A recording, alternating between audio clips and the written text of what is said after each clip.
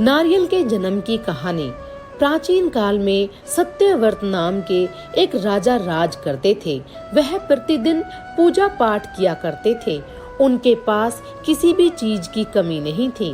वह धन दौलत से लेकर हर प्रकार की सुविधा से समृद्ध थे।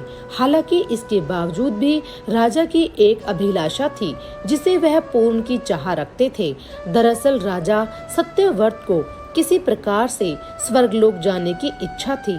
वह अपने जीवन में कम से कम एक बार स्वर्गलोक के सौंदर्य को देखना चाहते थे, लेकिन उन्हें इसका मार्ग नहीं पता था।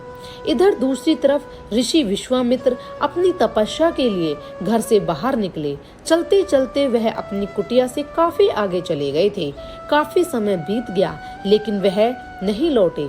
इस कारण उनका परिवार भूख और प्यास से तड़प रहा था।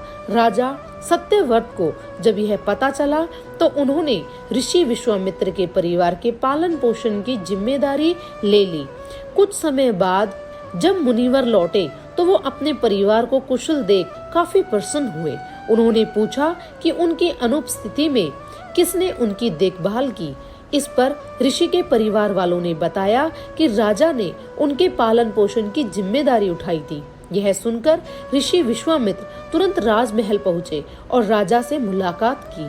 वहां पहुंचकर उन्होंने सबसे पहले महाराज को धन्यवाद कहा। इस पर राजा ने ऋषि अपनी इच्छा पूर्ण होने का आशीर्वाद मांगा। राजा की बात सुनकर ऋषि विश्वामित्र ने कहा, बोलिए महाराज, आपको क्या वरदान चाहिए। तब महाराज ने कहा, हे मुनि, मुझे एक बार स्वर्गलोक के दर्शन करने हैं। कृपया करके मुझे वहां जाने का वरदान दे। राजा की प्रार्थना सुनकर ऋषि विश्वामित्र ने एक ऐसा रास्ता बनाया जो स्वर्गलोक की ओर जाता था। यह देख राजा सत्यव्रत बहुत खुश हुए। वह तुरंत उस रास्ते पर चल पड़े और स्वर्गलोक पहुंच गए।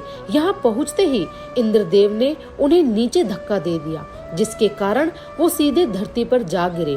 राजा ने सत्यव्रत ने तुरंत सारी घटना ऋषि विश्वामित्र को बताई।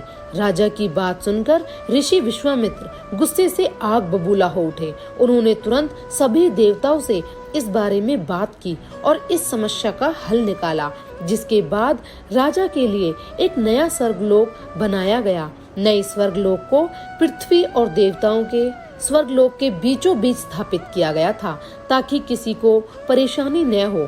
नए स्वर्गलोक से राजा सत्यव्रत को तो बहुत खुश हुए, लेकिन विश्वामित्र को एक चिंता लगातार सता रही थी। उन्हें डर था कि नया स्वर्गलोक कहीं जोरदार हवा के कारण गिर न पड़े। अगर ऐसा होगा तो राजा सत्यव्रत दोबारा से धरती पर जा गिरेंगे। काफी सोच विचार के बाद ऋषि विश्वामित्र को एक उपाय सूझा। उन्होंने नए स्वर्गलोक के नीचे एक बहुत लंबा खंबा लगा दिया ताकि उसे सहारा मिल सके। ऐसी मान्यता है कि नए स्वर्गलोक के नीचे लगाया गया खंबा एक विशाल पेड़ के तने के रूप में बदल गया। यही नहीं, कुछ समय पश्चात जब राजा सत्यव्रत की मृत्यु हुई तो उनका सिर एक फल में तब्दील हो गया। सभी से इस खंबे को नारियल का पेड़ कहा जाने लगा, जबकि राजा का सिर नारियल के रूप में जाना गया।